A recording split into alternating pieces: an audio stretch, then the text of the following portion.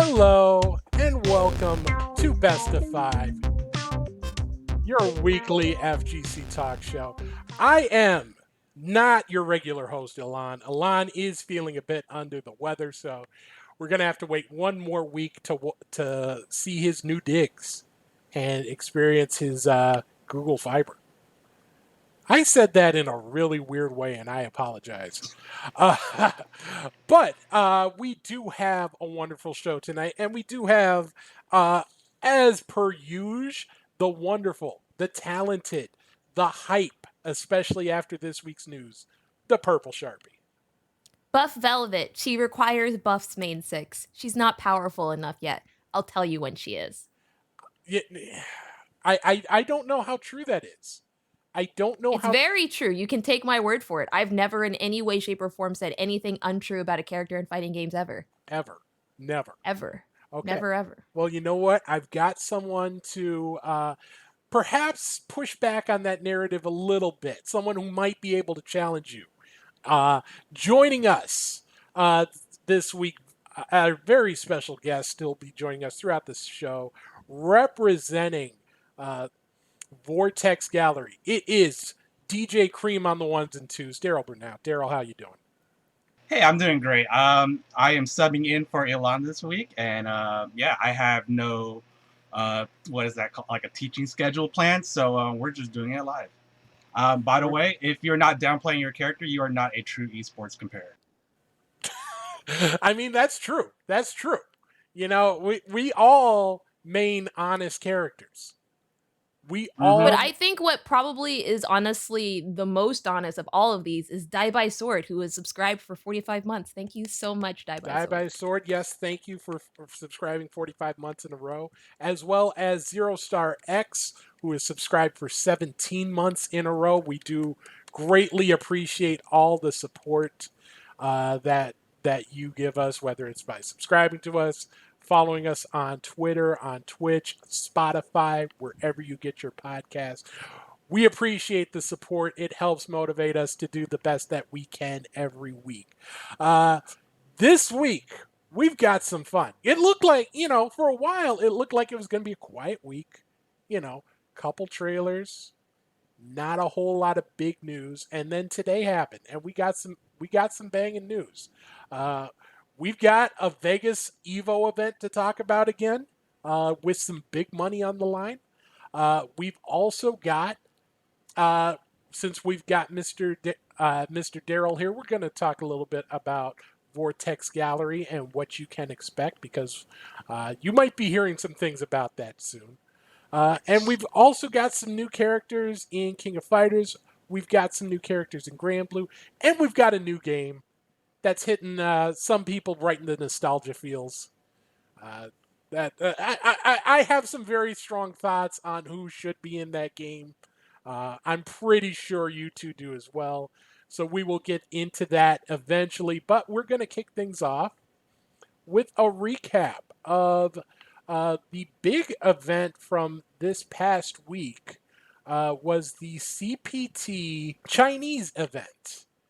And we had a winner that was pretty familiar to those who've been following the Intel World Open. Ding Chun-Kyu swept the Intel World Open, dominated this tournament, only dropped, I think, 3 games the entire tourney. He is going to be a problem at Capcom Cup. But beat Zhou Yang-ho in the grand final, VX Bao and QQ rounding out the top 4. Also, Ding Chun-Kyu just got picked up by UYU, so congratulations to him.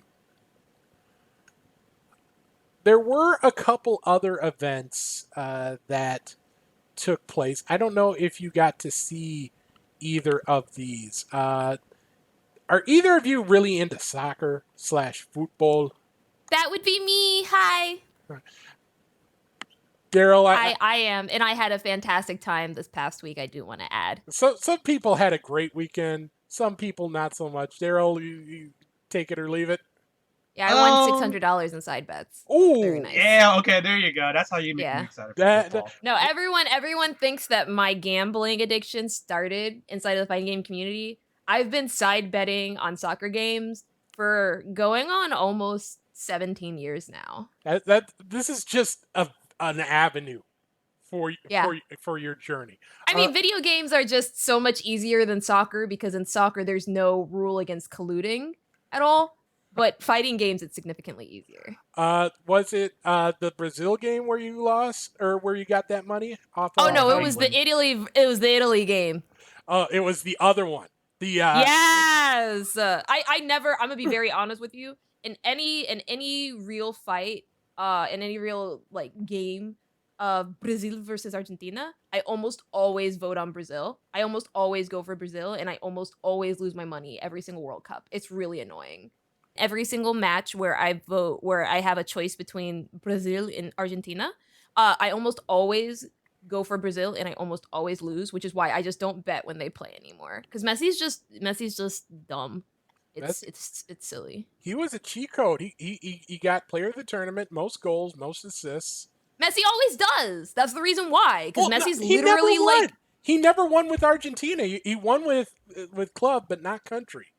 But that's now, why. But that's why I don't. That's why I don't participate in that amount of betting anymore. It's because Messi is just too much of a wild card for me. In any case, I'm certain the one you probably want to talk about is England versus Italy, which went down to literally what's it called, a shootout, basically where they had to do penalty kicks to determine who wins. The last time that happened was like in the mid 90s. Yeah. That really hasn't happened at like a really, really big event in a very long time. see, At this stage. see, I was just rooting for an entertaining game, and we got that. You always have entertaining games with soccer, though. I think that's the issue is that, like, I know I've talked about it before, but a lot of American sports, specifically North American sports, with the exception of Mexico, because Mexico's national sport is soccer or football. One of the key differences in Canadian sports like hockey and even like skiing and American US of America sports like baseball or soccer, I'm sorry, or football, is that those are very fast-paced games. Hockey is a very fast-paced game. You're getting a lot of goals. Soccer is significantly slower and takes a lot more endurance, is a lot more entertaining for me to watch as someone who grew up understanding it because I know how much endurance it takes to run halfway across the field, even a quarter way across the field. I understand that. And when you're in, you only get like 2 subs through the entire game. So people are not leaving the field. When you see people walking, it's because they are taking a break from running for like 700 meters. It's ridiculous. It's really exciting to me, which is why I enjoy watching so much of it. And it's also why I don't want to say fluent in Spanish, but I understand it very, very well because I watch so much football. But it's really, really nice to watch it, and it's really entertaining to me whenever you see US players and individuals finally see soccer on their feet and they're like, why is soccer trending? And it's like, because the rest of the world cares about soccer. Like, I think people also forget that FIFA is the best-selling video game of all time. The FIFA series, best-selling video game franchise of literally all time, and that's because the international sales are so high. So anyway, I really like soccer. So I was just setting up for an "It's Coming Home" joke, and that just it's okay though. It's okay. Can I pay you not to make? Can I pay you not to make that joke because No. I literally won so much money this weekend? No. Can I pay you for that? No. What about a fat 50? You know what? We'll talk about that after the show. We'll Okay. figure out something else. So enough about that. We do have a little bit of other CPT related business to get through. Capcom did announce a schedule change for a few upcoming events, and it starts in August, so a couple weeks out. It was originally supposed to be South Africa at the beginning of August and then Australia at the end of August. Those 2 events have swapped dates. So now the Australian qualifier is August 7th and 8th. South Africa is on August 28th and August 29th. Central America has moved up quite a bit. It goes from the middle of November to early October. So that's going to be the first weekend of October, October 2nd and 3rd, for their second chance to qualify. So there's that. I don't know if we have. Do we have strong thoughts on that? I don't even know if you can have strong thoughts on that. Capcom hasn't announced a reason why, as far as I know. Yeah, I have like no clue. Like maybe it's like the situation with their vaccinations. A lot. Was it Central America moving up? That's kind of cool because. Well, actually, if I'm a competitor and I see that like the tournament that I'm like training for moved up by a whole month, I'm like, oh, I should like actually be super serious starting right now. That's kind of you've got like 8 weeks, 7 weeks to prepare. Like now all of a sudden, oh, I've got 3 weeks. Shoot, I should probably start playing that. Probably. Like even doing reconnaissance, like who's in my area, like who's in the local leaderboard, stuff like that. It's just that's a lot to like take in on top of getting on your own grind, like getting good with your own character. So yeah, I feel for y'all, but well, okay, it's their second tournament, so like there's data from the first tournament, correct? So maybe they can expedite that kind of like reconnaissance and figure stuff out that way. They've still got time. They've still got time to do that. They don't have that's not till October, so they've still got a month and a half to prepare. But those people who don't necessarily have a month and a half to prepare are the players in the Intel World Open Regional Finals, because that starts this weekend. That is the top 8 of the event that's associated with the Olympics, which are still going on. It's still going to happen without fans, unfortunately.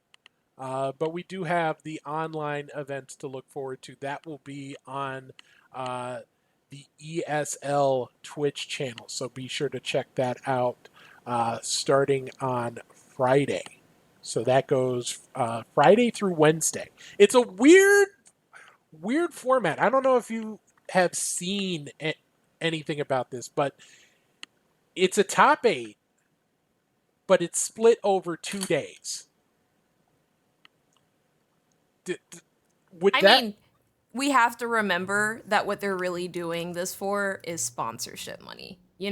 Like the whole reason why they're able to go through with the Olympics right now and not have a single person that's not participating in it is that's not participating in it spectating or anything like that, and they are still able to recoup all their costs, is because of the amount of money that is generated from advertising at this event,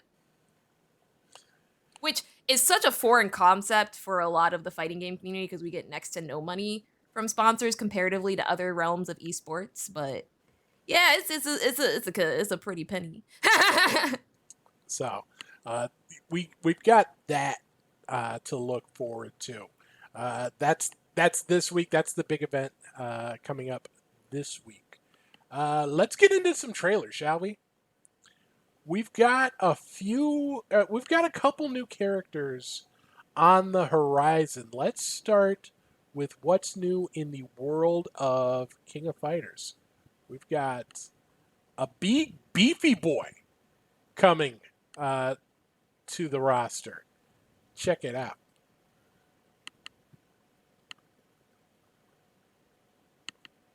Turn that down a little bit so we don't get hit with copyright.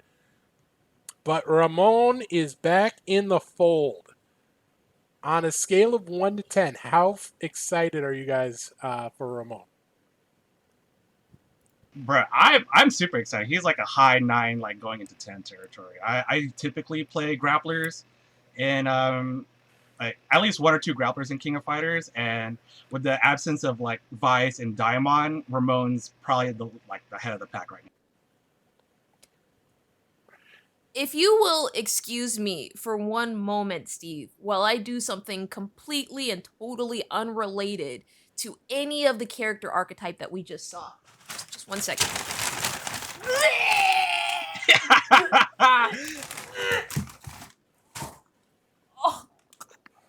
You good? You good? I am. I'm living. I am. So that had nothing to do with Ramon. Nothing in any way, shape, or form to do with that character's archetype or kit at all. So on a scale of 1 to 10, how excited are you for Ramon? If you had to throw a number on it. I invoke my right of the Fifth Amendment. We can't incriminate. That's what I'm hearing. All right. I like well, to stay gainfully employed. We will say that's a solid 6.5. What? It's a 1. It's a 1. No more grapplers in fighting 6.1. Got it. Cool. Like Ramon's pretty tight. Like his from what I saw from this trailer, he doesn't look any different from his King of Fighters 14 iteration. He has pretty much all the same moves. The cool part, if you've never seen Ramon, he has a run stop kind of game plan, kind of like Forte in 4. So he's really agile, all that kind of good stuff. So yeah, he's on the more like limber, athletic, agile kind of like speedy grappler kind of way. He doesn't grab you for like 80% damage, but it'll rack up over time. So fans, you're cool. People who don't like grapplers, stay sad. I don't quite know what you're talking about, friend. Now you're happy. You're smiling. Through the pain. It's fine. As grapplers set fire to everybody's background. Yeah. I'm wondering, like, how many people, if you were to sell the character like you did just now, like, if you go up to someone who's on the fence about Ramon and say, hey, you know what? I've got a character for you. He plays just like El Fuerte. How many people are going to be like, yes, that's exactly what I want? I mean, I hang around with people who like degenerate playstyles, and yeah, that's up there. We've all got friend circles that you want to just sometimes throw an arm around him and say, buddy, it's okay. Come on. You don't have to do this. Yeah. You don't have to live this way. We're here for you. Yes. I do want to add that the actual character design, as in their actual model, looks absolutely beautiful. Like, just like all of the other KOF characters we've seen this past year, absolutely amazing rigging, absolutely amazing modeling. All of the animations actually look very, very clean, even the grabbing ones. But in all seriousness, he looks like a very fun character for certain types of players who have no skill. Sharpie, it's okay. It's okay. You will survive. Just let me play Vice. Just let me play Vice already, okay? Just let me play her. Well, we got. That's what I'm talking about. we're just let me play Vice. Just let me play Vice, and I'll be happy. And I will never ever talk mess about any other characters in KOF. Just let me play my Vice team, and I'm Gucci. You know. I don't know what the meter system's like in this game, but I want to see Vice with EX Sleeve back, because that move is super good. That'd be so nasty, wouldn't it? That'd be so nasty.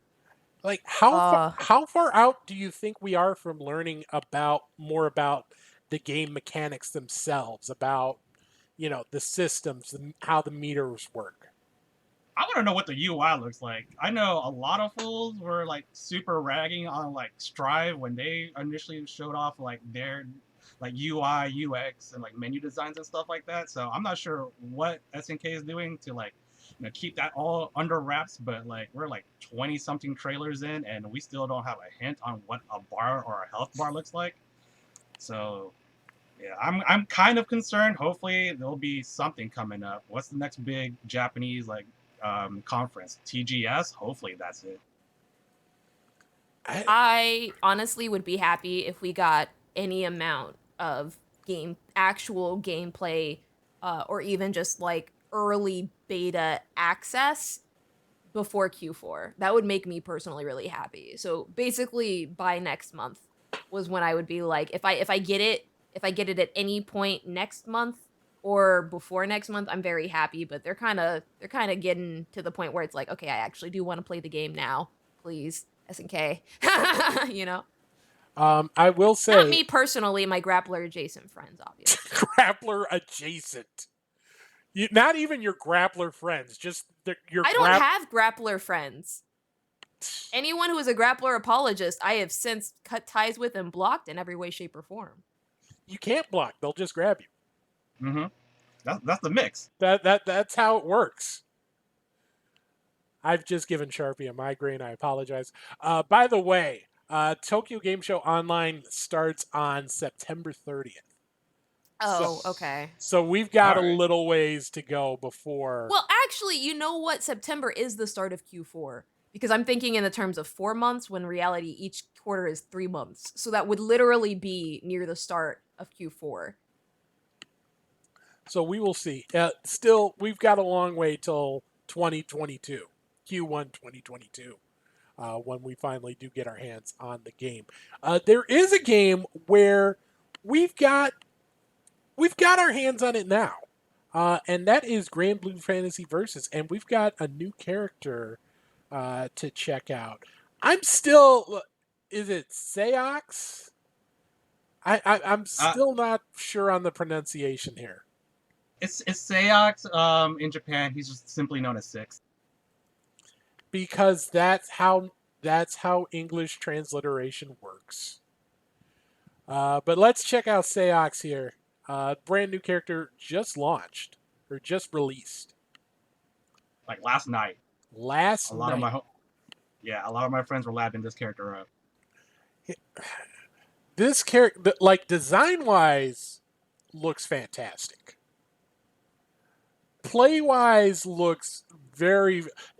There are a couple things in this trailer that absolutely disgust me, like that mix up right there, the first one.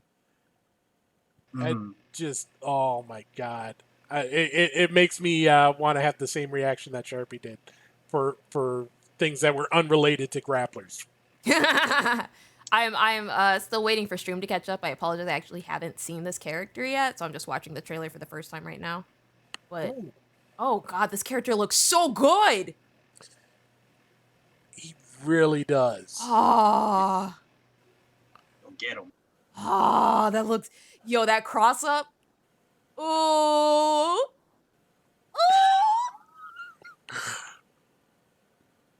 Sharpie. Yo, I like the fake cancels he's got here. Bro, let's go. How did you? Is that a true install? Oop. Yeah, that's Sayumbu. Oh man. Okay, this character may be the reason I come back to Granblue. And I know I've talked about it before inside of the podcast. I was very excited for Granblue last year, and unfortunately, due to quarantine, I just didn't actively get into the community that heavy, which I feel is understandable just because the net code is not amazing. You know, it's not transcendent. But this character now, this looks like Skullgirls to me. I like it. I like it. This is the type of mix I like, you know? That unfair stuff. Like, Granblue is going to be really weird because, like, Granblue launches and then we go into COVID and then the Granblue that we're all going to play post-quarantine is going to look completely different from launch. There's like practically double the cast and a lot of, like, character variety has been injected into this game. One of the reasons I'm super excited is because Xanadu is doing a monthly, and for those of you who listen to the podcast but may not know, I am the official head FGC tournament organizer for Xanadu, but Granblue is going to have a $150 pop bonus provided by the community, and so I'm excited to see like some of the best players on the East Coast, specifically up in the Northeast and, you know, and Central East area come up and start showcasing a lot of it, because it'll be the very first time I get to see offline Granblue in a very long time. Like, I saw it at one tournament and then literally, you know, quarantine. So it's very exciting for me because this character looks like a character I want to play. The graphics in the game are amazing. The actual first of all, I just want to say the actual frame data and the actual, like, I want to say, what's the word for like how you animate a specific frame so that it's actually really, really clean? A keyframe? Thank you. All the keyframes of the game are freaking beautifully true. Like, you see it and you feel it, with the exception of a couple of characters, which I'm not going to talk about. Because I don't want to encourage any of our listeners to play those characters. You know, I don't want to be the issue here. But the game is just so fun. It's just literally so fun. It's such a good anime game.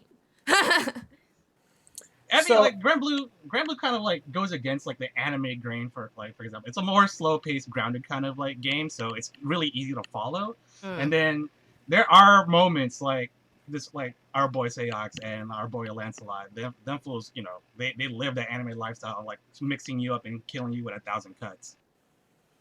I don't know if I necessarily agree with it being slower, and that's only because I feel like every game is slow coming from Skullgirls. So maybe I'm not the best to gauge True. it from, because it's like every single game that I play that's not Skullgirls feels very slow to me. You know? It feels like there's two categories of games with you. There's Skullgirls and there's not Skullgirls. Yeah, like, okay, what I will say is that it is significantly slower than them fighting herds, and significantly, it's still faster than Dragon Ball Fighters, but both of those games seem very slow to me compared to Skullgirls, where you're taking in all this information at the same time. Granblue just feels like, I almost want to say not Street Fighter slow, but like Tekken slow compared to Skullgirls for me. And it's hard because I use Skullgirls as a base for fighting games now. It's really hard for me. I'm sorry. I'm probably the most biased person on this podcast, honest to God. You biased about Skullgirls? Nah. Never. No. How dare you even imply? How dare you even imply? Can we talk about? Well, first of all, before we get into that, so look, Seox is the last character of the season pass. Not necessarily. There were some question marks. Can you help clarify, Daryl? Okay, so people who play like the Granblue mobile game, such as myself, there are specific like company game centric streams that we follow every year, and those at the end of the Seox trailer, there was what, 2 question marks? Like Seox was originally intended to be like the last person of this season pass, but I guess we're getting thrown an extra bone or 2, and for the most part, I'm thinking that these 2 will probably be revealed either at the end of the summer stream, that's going to happen sometime around end of August going into early September, or possibly even the Christmas stream, so end of the year kind of content. So there's a lot more on the horizon with this game, and considering the character choices, they're looking pretty hot as of late. So I'm super excited to see, you know, which character out of like the sea of what feels like 500 characters in the mobile game like they can pull next. So Blue in chat, who helps run the AFGC News Twitter account, he's confirming that there will be some sort of reveal during the summer stream. So next month. So there's still more to see in the Granblue Versus story, Granblue Fantasy Versus story. I mean, the Granblue Versus story mode is actually pretty intensive. Like, do you remember playing that Souls of Chronicle mode in like Soul Calibur? It's like that plus like times like 100. Oof. There's so much like single player content in this game. It's like really catering to the fans who, you know, played the mobile game first, not necessarily FGC like, you know, members who are like, okay, I'm not really that great at fighting games, but I'm cool with just, you know, tackling single player stuff. And there's a huge story in the Granblue verse. Man, it's, you know, I've said this a few times. I'm not a huge fan of the Granblue series. I don't hate it. It's just not something I've gotten into. But just the amount of love that they're showing to the series. It feels like everything they do with this game, aside from netcode, they have done so very well. Yeah, I agree. I honestly think if not for quarantine this past year, Granblue would be one of the highest entered games at tournaments, with the exception of Tekken. It'd be a really interesting alternate universe to see exactly how far that game would have gone had we not had 2020. Yeah. Had 2020 not gone all 2020. So Granblue was a victim of 2020, as was Evo 2020. The offline event got canceled. And Skullgirls was The online event was also canceled, I do want to notate. Just Yeah, as someone who was the supposed to online. commentate Evo Because Japan and Skullgirls, Evo NA. yeah, Skullgirls was supposed to be a part of that. And I was commentating top 8 for both North America and Japan, and I would have been the first Black female to ever commentate Evo Japan, which I was very excited about. I am saying it because I was so excited about it. So I apologize to anyone on the Spotify that's like, Sharpie is big-headed. I don't care. I was very excited about that opportunity, okay? And I studied literally for an entire month on both Japanese players and North American players, and literally a week before the event, it was completely canceled. Y'all don't know, for a good reason, obviously. It was canceled for a very good reason, but it stung. It stung a lot. And I am hoping that you will get that opportunity again. Because it was announced earlier this week that the PC version of Skullgirls is now part of the Evo main lineup.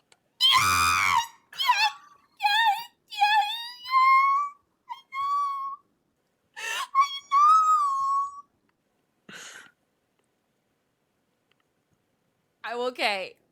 That excitement is super infectious. I'm so okay right now. Y'all have to understand, genuinely, when I saw that, I just about had a freaking meltdown in the middle of my roommate's room, which I was just sitting on, just chilling with his cat. And then I just see the tweet, and I'm like, huh, it's weird that they're tweeting that, right? So I talked to the devs, and I'm like, hey, they're tweeting that it's like a main game or something. Isn't that weird? And devs go, oh, no, that's correct. I was like, what? What? My first thought was literally, it's a mistake. I'm pretty sure they meant to tweet this. And it wasn't until I...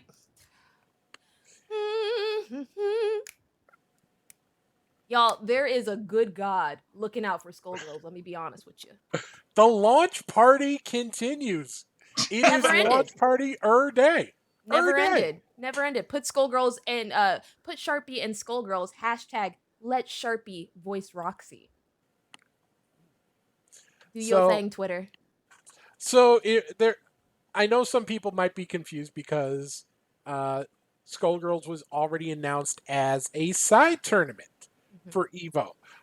That was the PS4 version of Skullgirls. That is still going to proceed as normal, but now we have Skullgirls as part of this 5-game lineup for Evo Online 2021, which is going to take place the first 2 weekends of August.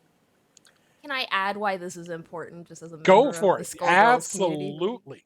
So a lot of people that have played games specifically on PC may be aware of that games are significantly easier to push updates to on PC. Just last Thursday, the PlayStation 4 actually received what was known as the Annie update, meaning that multiple characters were changed for a very long time. But on PC, these changes are pushed almost immediately in what's known as the Skullgirls beta version. So Annie was available for a very long time on PC, I believe for the past month and a half or so, officially through the Season 1 pass. But with this update to PlayStation 4, that means that the PlayStation 4 version, the community tournament, will also have Annie. The reason why everyone is so incredibly excited for PC version is because obviously PC has significantly less input lag. It's a lot easier to land everything, but it also means that there may be a beta version, which may include Umbrella inside of the game. There's no guarantees, obviously, for that, but I believe that's why a lot of people are very excited. For a lot of the Skullgirls community, specifically for online tournaments, PC has and will always remain the standard. Offline tournaments are obviously PS4 for very obvious reasons I should never have to discuss to anybody inside the fighting game community, but I will if there's a newer member who asks me to. But it's a very exciting change, and a change that a majority of the Skullgirls community rallied for. It's just really nice to be heard by an event like Evo, and it's really, really nice to see that the management, specifically of Evo, is out here making sure that all communities are fairly represented. So, it's good. We were wondering about whether or not, when we first found out that Evo was going to be owned, at least in part, by Sony, we thought that it would be PlayStation only. Mm-hmm. Or at least, when they said that all platforms are going to be welcome, we thought it was lip service. Mm-hmm. This To be again very showing. honest, I was kind of disappointed when it was announced that the tournament would be not only a side tournament like with the community series, but also, not run on PC. Like that kind of like broke my heart a little bit. And I'm pretty sure if you go back on the VODs and everything, you look at my face when that announcement was run, like you just see me smiling through the pain, very silent. Because I don't want to like step on anyone's toes and everyone's like, oh, Sharpie hates Evo when I don't. But it did hurt to see that because I feel like the community's been so adamant about the fact that we play on PC for online tournaments. It's really, I can't even express it honestly in words how exciting it is to see a large scale tournament like Evo set the precedent specifically of, yes, we will listen to what the community needs because it's not something that has necessarily happened in the past, specifically for Skullgirls. And it's what's interesting to me about it is that obviously they had Tekken in the lineup. Tekken was announced as PC for Mm-hmm. Evo, Mm-hmm. but they didn't have like a Tekken tournament on PS4 as part of proceedings. Mm-hmm. Here, with them announcing PC as the Evo main stage platform and PS4 as the side tournament platform, they're allowing themselves, hey, they're allowing themselves to put something else ahead of PS4. It's a Mm-hmm. little different situation to me than it was with Tekken. Now, granted, until we see something like Killer Instinct or something that is PC only Mm-hmm. in a future Evo lineup, I think those fears are still going to be uh, hanging around. But Them's at, Fighting Herds has only been released for the PC. I am right, seeing in chat from Blue stating that TFH is also on PC for side tournaments. That's exclusively because there are no other platforms that Them's Fighting Herds exists on as of right now. yeah, it's not like there's them fighting herds on Switch. main stage Yeah. for this. Mm-hmm. But it did feel a little it I know the feeling around Evo is a little different because we've got all these warm up tournaments.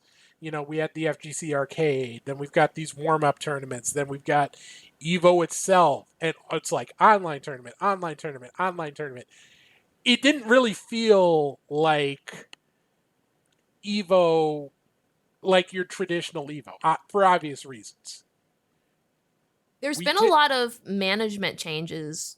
Obviously, like you stated before, Steve, but like now that Sony and RTS own the IP of Evo and are officially running the event, I don't exactly know how it's running on the management side, but it's nice to see the change. And I remember last year we specifically talked about when the change happened, this would be the opportunity to show that this is a brand new event, still here for the community though, but we're doing things a little bit different, a little bit more organized and everything.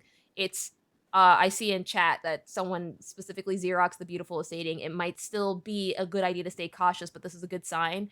I think that's the general sentiment from a lot of hardcore community members, is that everyone's kind of taking this as they go, but it's definitely a good sign for things to come. This is a 100% good step in the right direction of building up that goodwill of an intention from all aspects of different communities inside the fighting game community.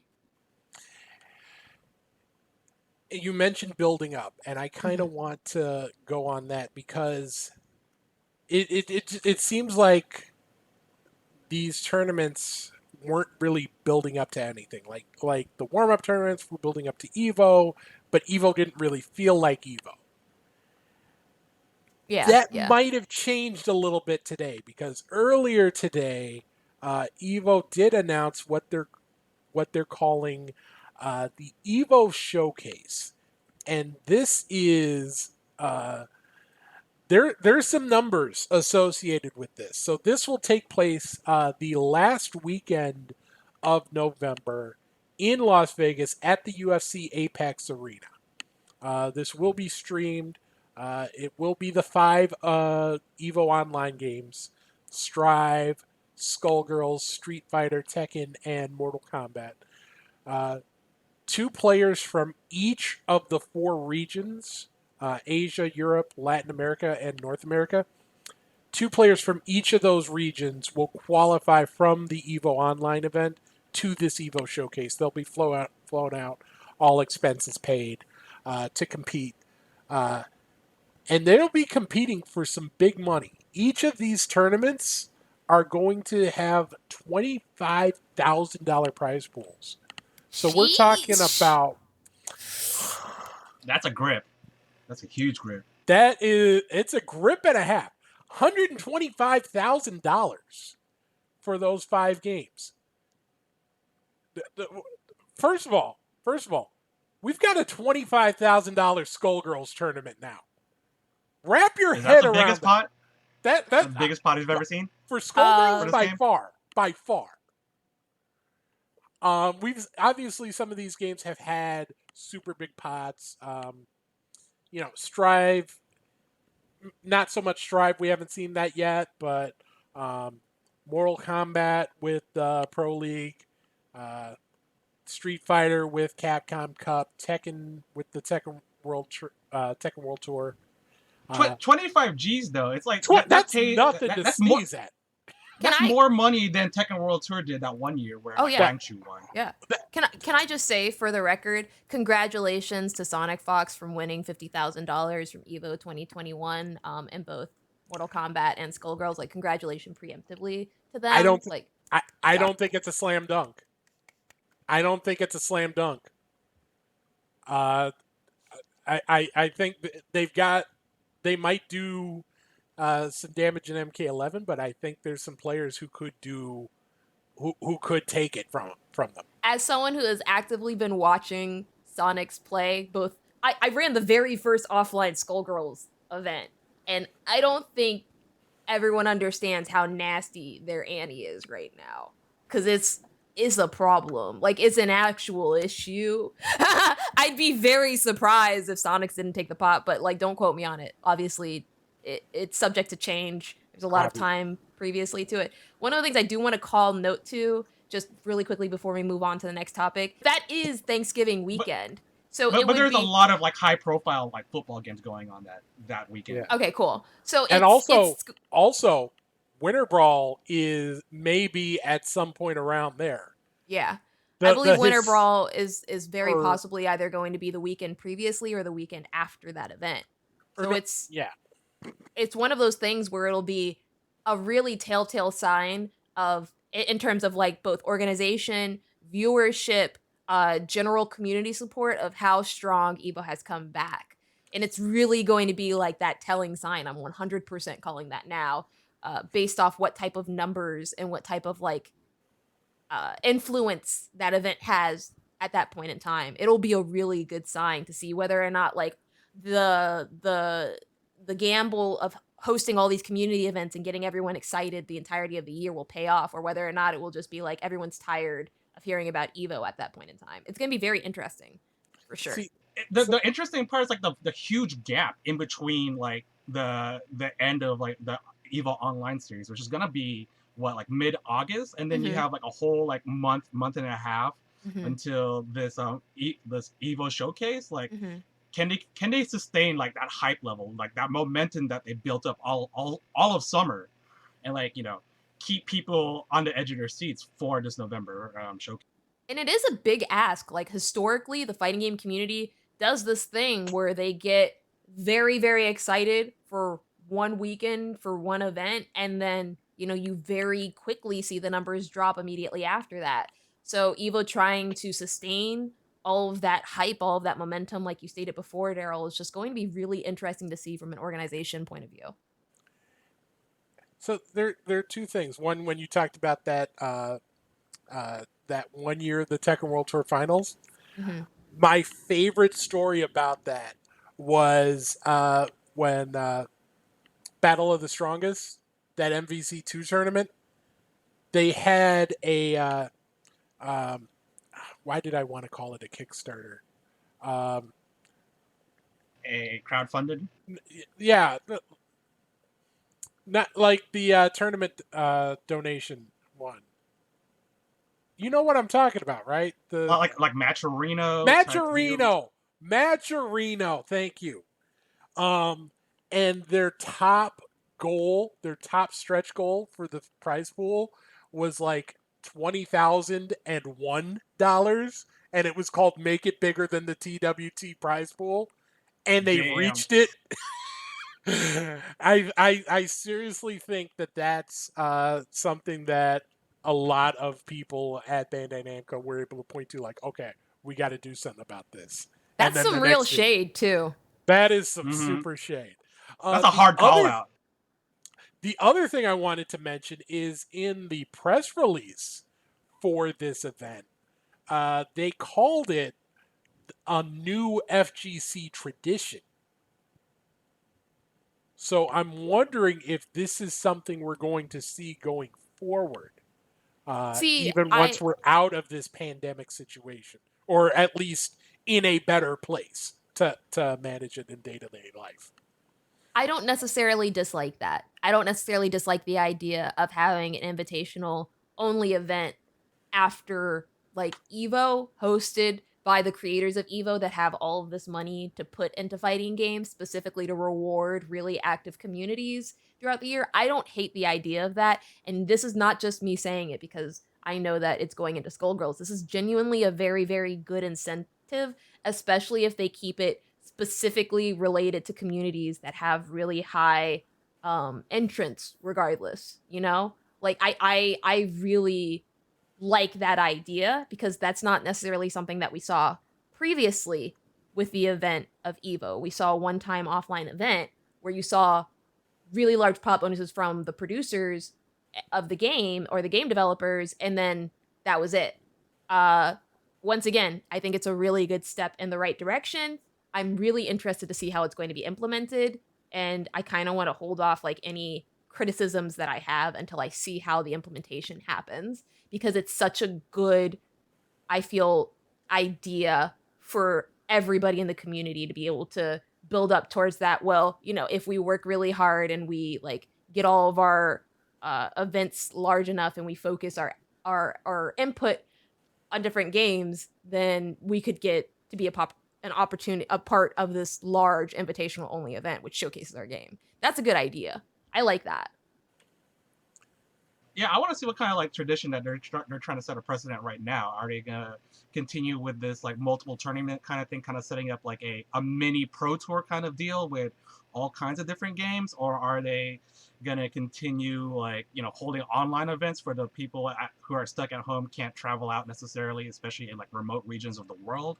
Like, is that gonna be part of the tradition now? Like, I do want to see like an invitational of like the very best players for each of these scenes. So it's like, let's say someone's stuck in like, I don't know, the Caribbean, but they're like a really beast like GG Strive player. Like, I want to see those kind of like people, like players, make an opportunity for themselves at these kind of like invitationals. Like, there's so many like good ideas that can like arise from this situation, this hard reset button, as you will.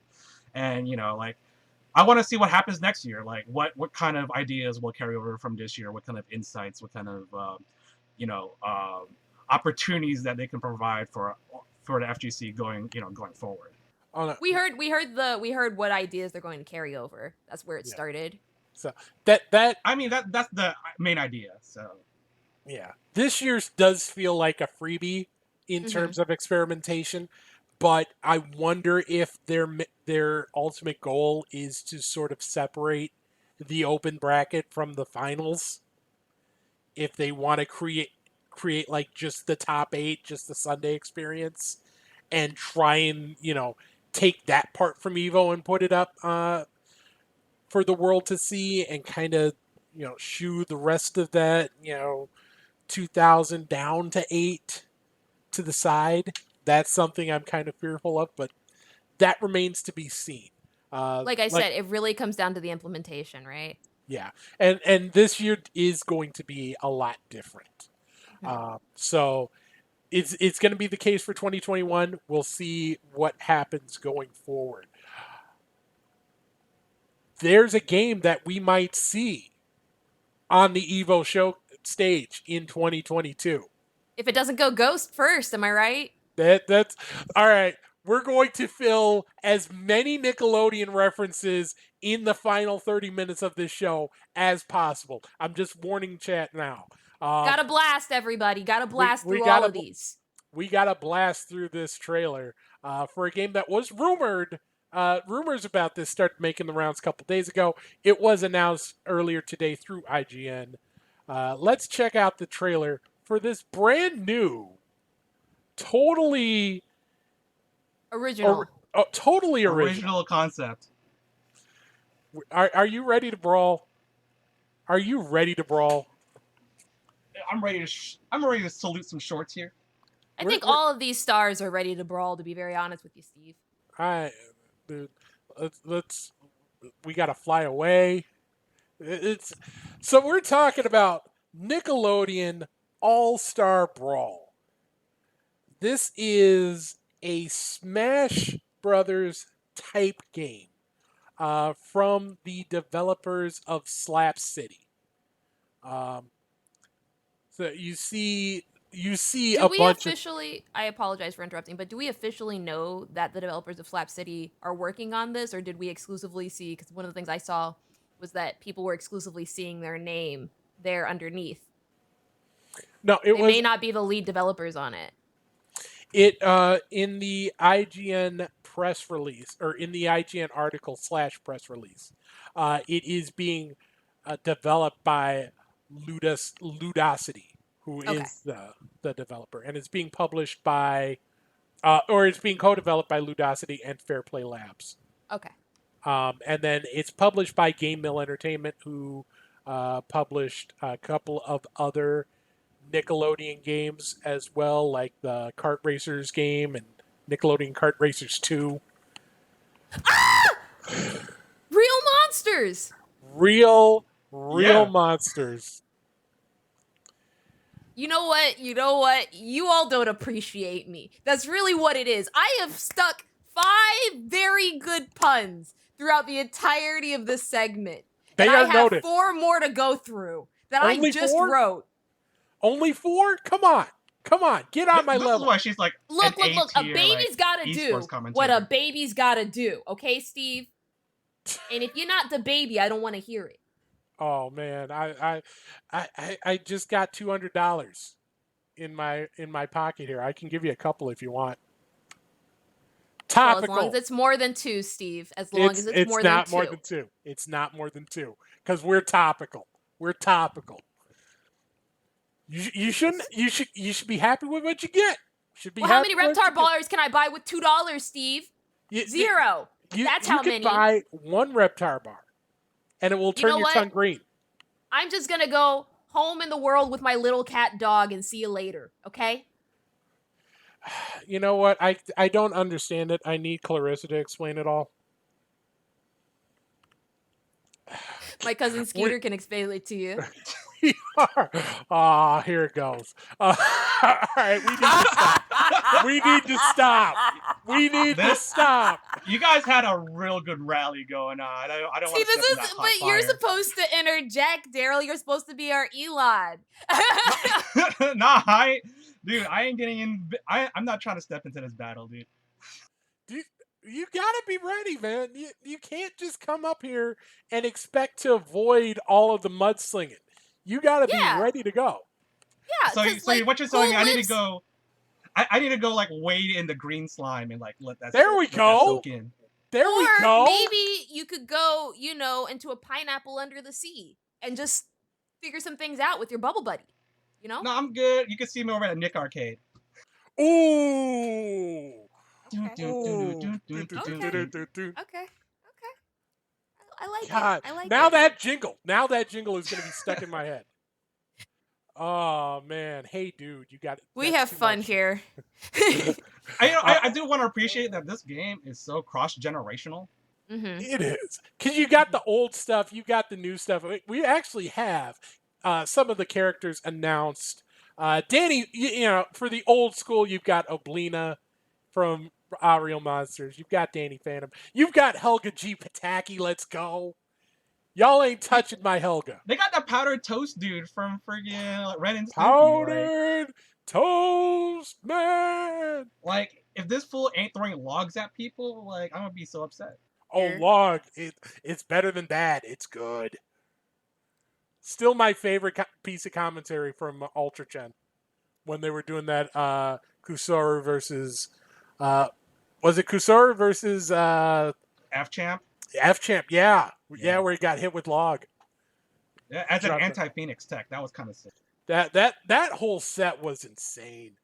But my God, you've got Reptar. I was worried that Reptar would be too large to make work in that universe, but they got it to work. So the most important thing about all of this, first of all, y'all ain't touching my Asami Sato once she gets announced. Y'all done. That's the most important thing. Second most important. We're doing wish lists right now. Okay, yeah, let's go wish list. Daryl? Who is your eventual main once they're announced? All right, I've already posted this up on Twitter. It's my boy Doug Dimmadome, the owner of the Dimsdale Dimmadome. Daryl, that's just dumb. That's dumb not like right. a moose, Daryl. Dumb it's like a moose. It's Dimmadome, but I like it. That's the kind of player. That's the kind of stuff I want to do. But if we're gonna go dip into like the live action kind of stuff, like I want to see my boy Zeke the plumber from Sleeper Shorts. Oh man, fool is mad scary. If we're doing any live action character, we got to do Artie, the strongest man in the world, from the Adventures of Pete and Pete. We're going way back. By the way, Blue, don't make me ban you for bad mouthing Asami Sato. I will. I will. I've got the main account right now. I will drop the ban hammer. I do want to say right now, I think one of the only reasons we're not seeing Avatar characters right now is because I don't even know if Nickelodeon necessarily owns the IP for Avatar: The Last Airbender any longer. They still do. That was sold. They do? They still do. And there was an Avatar stage in that trailer. Really? For a brief moment. So I didn't Did they muzzle Appa? Peep the stages. Plus, did they muzzle Appa? They might have. And if you look at the cover art for the Switch version, they've got some outline characters. One does very much look like Korra. So oh man, I would fully expect Avatar to be in there. So that's the most important thing of the three. One, y'all ain't touching my Asami Sato. 2, this according to the Discord of the developers, there is going to be wave dashing in this game. Ooh. So it's going to be like a legitimate Reptar going to be wave dashing game. back and forth? Third, and perhaps most surprising, not surprising if you've read the title of this episode, according to that same Discord chat, on supported platforms, this game will have rollback netcode. Can I just say for the record, it's so fantastic that one of the only things to come out of 2020 is better netcode for all games. That's kind of like, it's both unfortunate that had to happen, but it's also been like, you know, what a fantastic situation where I'm probably not going to have to worry about netcode for the rest of the time I play fighting games. Like that's a good change. I'm happy that games are learning from last year. Man. Especially when you get it done like this early in their dev cycle. Exactly. When it's being announced as we are 100% making sure this game has playable netcode, especially on PlayStation, like that's so fantastic, honestly. Dude, I forgot to ask you, who's going to be your main if that hasn't been announced yet? That'd have to be Susie Carmichael and probably honestly Dib's sister. What's her name? Gur. Yeah, I wanted to say Gur, but I thought Gur was the robot. No, that's the robot dog. Yeah, that's what I'm saying.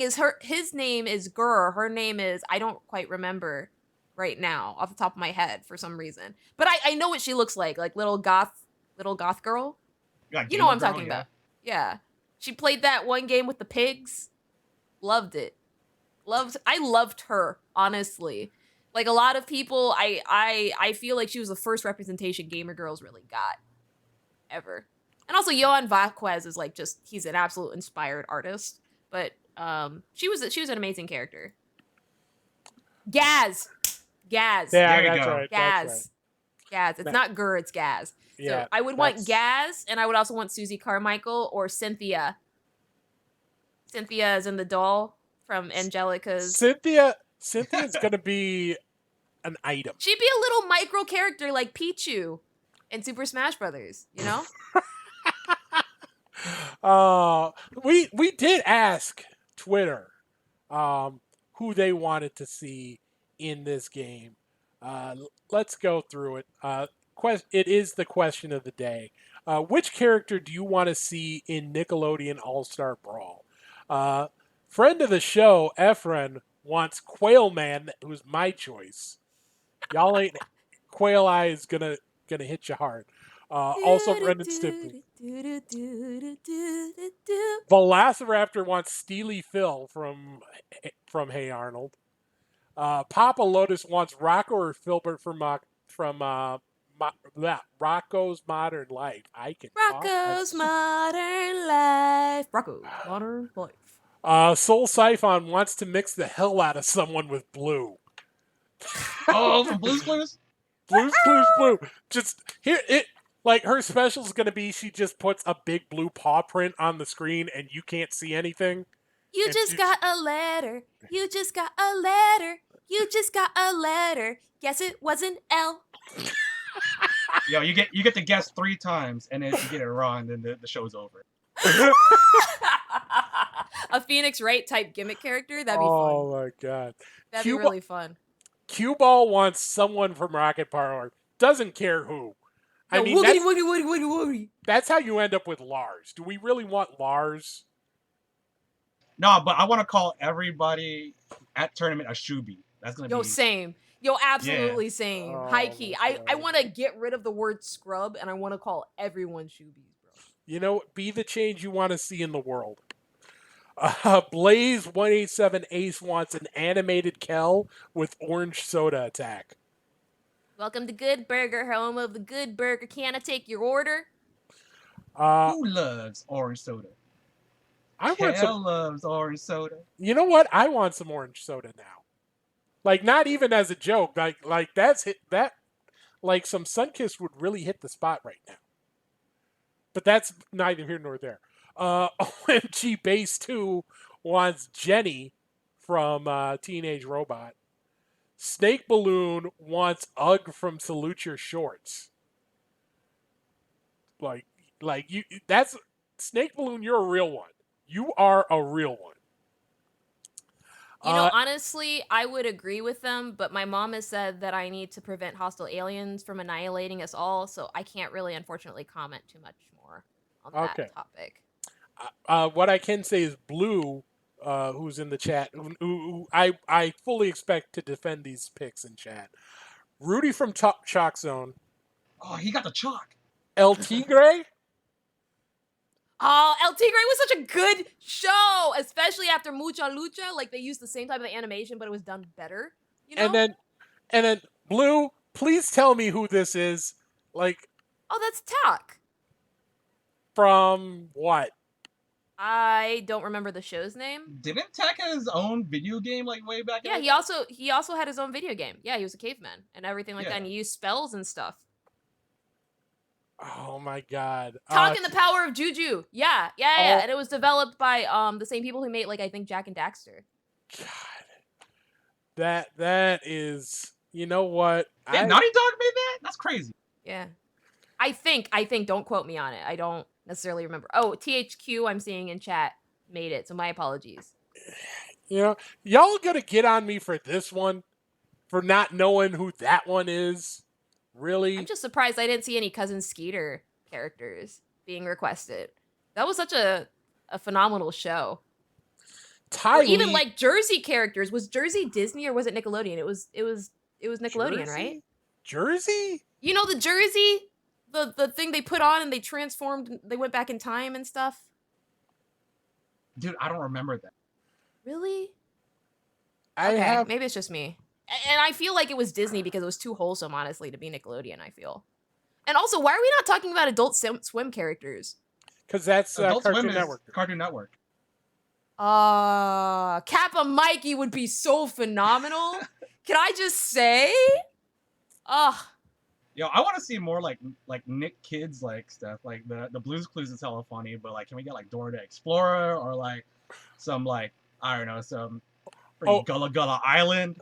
I feel like they have to be careful with that though, because like it's the same issue with Nintendo, right? You have too much of an age difference in base. Because if you get a bunch of kids playing this game, like if we got Blue or we got Dora the Explorer, you would have a lot of children interested in playing this game that wouldn't necessarily have a super welcoming environment where we have mostly like 20 and 30-year-olds inside the fighting game community, you know what I mean?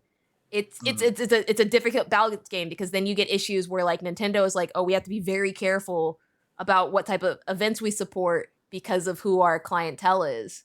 I don't think Nickelodeon will be that strict with it, but it is something to remember.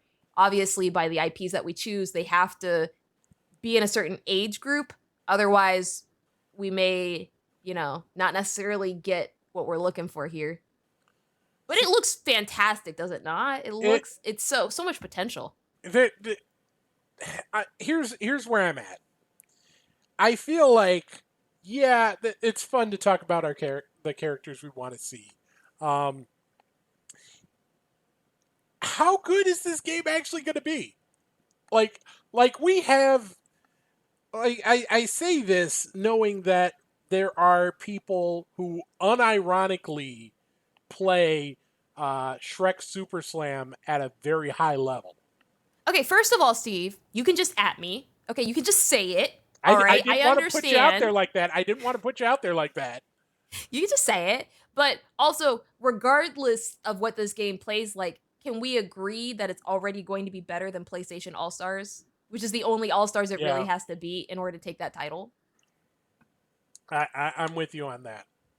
Like Daryl's thinking about it. Daryl's considering it. Yeah. I'm just thinking like, all right, it looks like it's like Smash where you knock people off stages, right? Platform fighter, yeah. Yeah. I'm just thinking like there was a small clip that I found on Twitter of like Patrick Star command grabbing fools out of the air, and I'm super worried about that kind of polish. Patrick, people ask, can this space be mine? Like, does this space belong to me? Like, no, this is Patrick. Boom. Oh my done. God.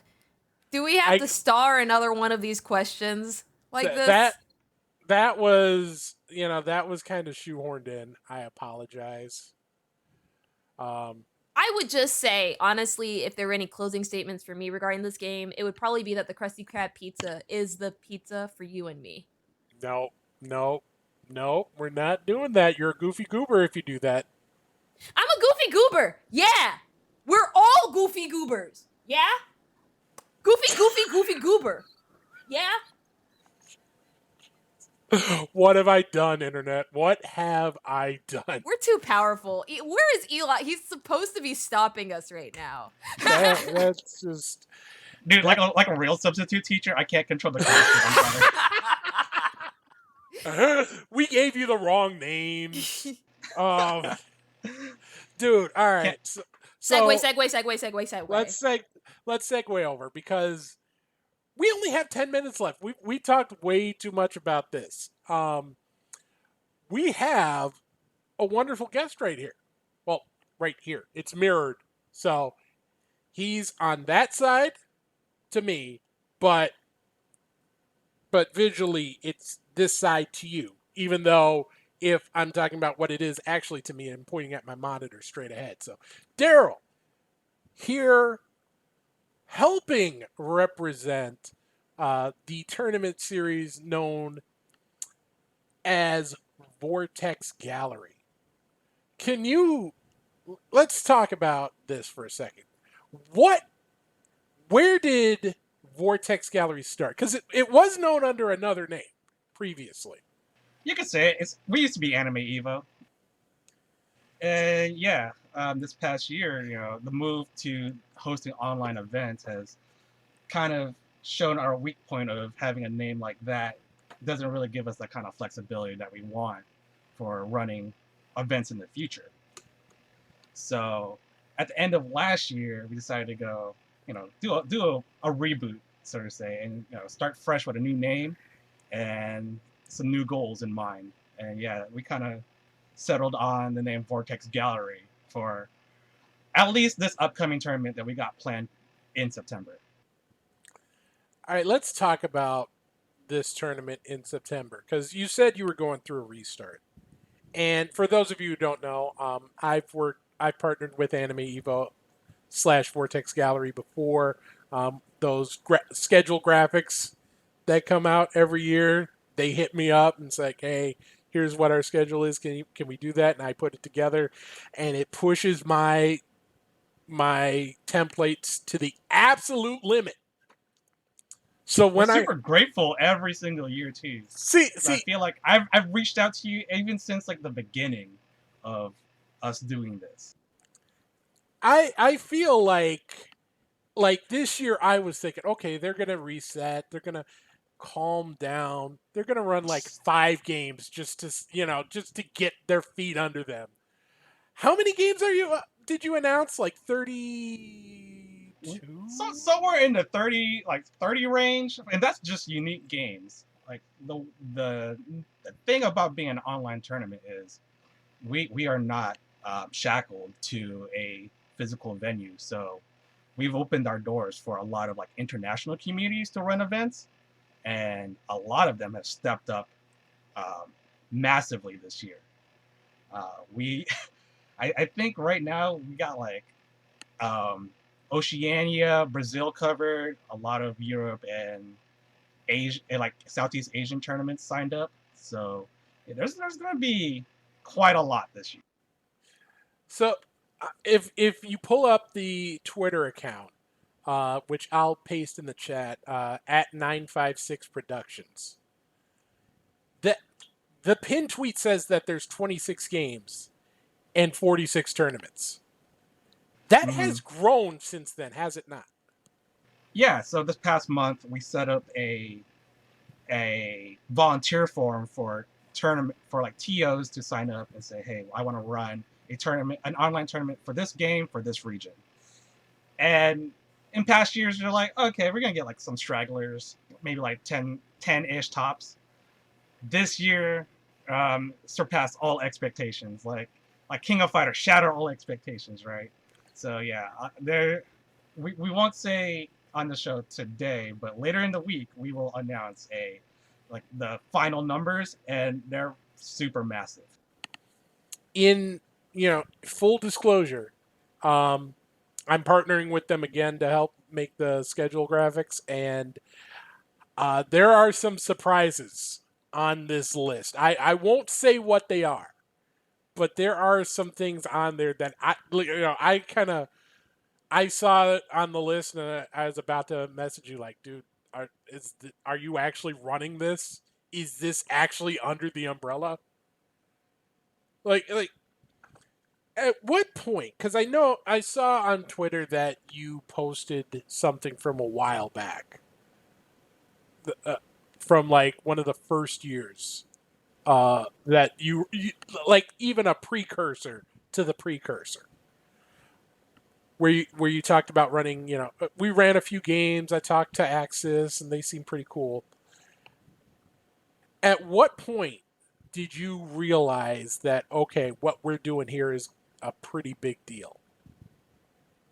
I think, there was a point where we got our name was Anime Evo. I expected to only, work with like the anime community, despite, whatever games like Guilty Gear, BlazBlue, like those communities. Sure, I know them. Once we started adding like Catherine to the mix or Puyo Tetris to the mix, and just like expanding, out of the immediate community that I work with, then I was like, oh, we're getting pretty big. Like, what's some stuff that we ran? I guess like rival schools. Yeah, it's just weird because, yeah, Skullgirls. We did Skullgirls one year. It was like super early on too. Yeah. Do y'all had Fist of the North Star? multiple years. Yeah. Windjammers. Yeah, Windjammers. That event gets huge every year. And then Like, last year you ran, I forget the name of it, but it was the Mahjong Soul.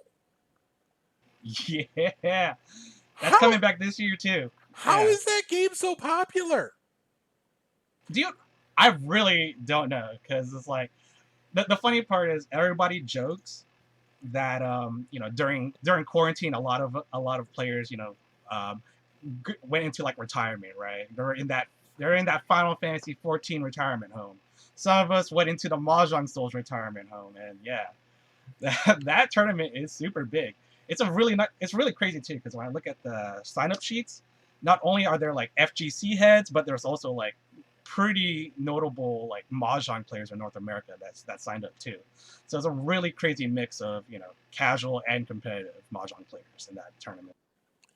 Man, so that's something to look forward to. Um, we've got all these. Oh, go ahead. If I could interject for a moment, Daryl, I'm really interested in hearing your thoughts regarding how important you believe your tournament is inside of the scene. I personally just want to add before obviously you comment. I think that the event itself is very, very important, specifically because it creates almost a nice little safe location for everyone who is attending other events that may not necessarily see their game represented at other events. And as someone who plays Skullgirls, someone who plays Them Fighting Herds, someone who plays games with like much smaller communities, it's really fantastic to see an event like yours be created specifically to give those events a home. But I am really interested in hearing your methodology specifically regarding how you think your event positively influences or negatively influences the community. Okay, so at first, when we were doing all this stuff at Evo, when I first started, running side tournaments at Evo, the BYOC area, the casual, free PlayStations, those were getting phased out. So when you go to Evo, it's like, okay, I'm gonna play one pool match, go 0-2, and that's the rest of my Evo. What I'm gonna do, like, watch people play? No, I want to play fighting games at the big fighting game tournament. So initially, I wanted to go start Anime Evo for the players who want to do more at Evo, want to play more games at Evo. And then over time, it's like we're gonna start implementing all these games where that don't even have a close enough chance to even hit main stage. Like those games are still fine. They're still being played. Like Multi Blood hasn't seen the main stage at Evo for over 10 years now, but we still play that every year, right?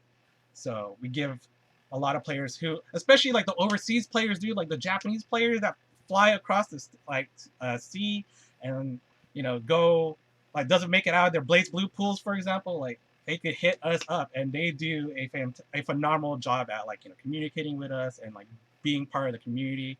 And for a lot of us North American players, that may be our only time to play overseas competitors the entire year, dude. So yeah, like Anime Evo at Evo, that was like an extra event that you can attend and not feel bad about wasting your time at Evo not playing games, right? You can still compete, you can still play a lot of niche games and have fun with it, right?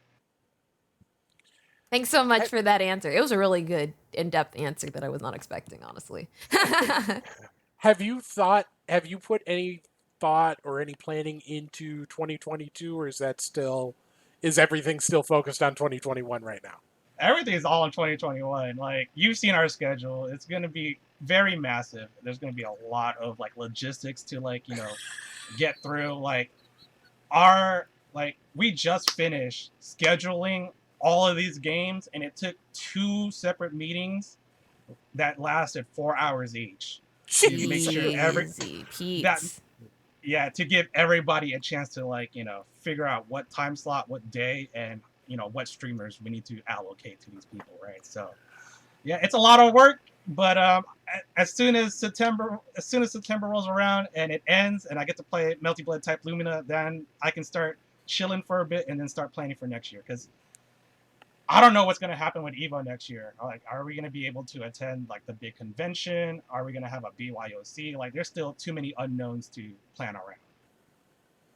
I have a last question before we end the segment, but do you have any tasty, tantalizing information that maybe you can give all of our listeners as a special bonus for being on Best of Five show? Maybe one little tidbit, maybe something. Maybe you can announce a Laying it streamer on or a thick. commentator that you know for sure is going to be there that you haven't publicly announced yet. I don't think I have publicly announced this, but our plan is to launch registration this week. We're hoping Friday. By then, you'll see our entire games list. It is massive, and yeah, it's going to be a lot of fun. Not this payday Friday. No way. Okay, listeners, you heard it here first. Only on the Best of V show, we are going to have registration open for the newly formed tournament that was previously known as Anime Evo. So make sure your pocketbooks are ready. Don't get hit by this frame one cross up that we've seen a lot of other professional platform fighting game players struggle with. By the way, all of our tournaments are free to enter. So you don't even have to break out. You don't have to break the piggy bank on this one. Y'all, Man. So what an exclusive! Thank you so much for sharing that with us. So be sure to follow at 956 Productions, which is the official Twitter account for Vortex Gallery. Make sure to follow Daryl Bunao at Daryl Bunao on Twitter. Thank you, Daryl, for joining us this week. We really appreciate it. I hope you had a wonderful time. Yeah, it was great chatting with you. I think this is the first time I've ever met like Sharpie, even though we're distance apart, and that's probably fine with her allergic reactions to grappler players. But nice meeting everyone here. Okay. Before she gets any sicker, I think we got to call it. Be sure to check out Ultra Chen TV tonight. They've got the Cannon brothers on to talk more about the Evo Showcase. But in the meantime, this is Daryl, our fantastic guest. That is the Purple Sharpie. And this is Steve Jurek, the main squeeze, Ace King Offsuit on Twitter. You can follow us on Twitter at the handles above. You can follow us, the show, on Twitter at Best of V Show. We hope you do. We hope you enjoyed the show.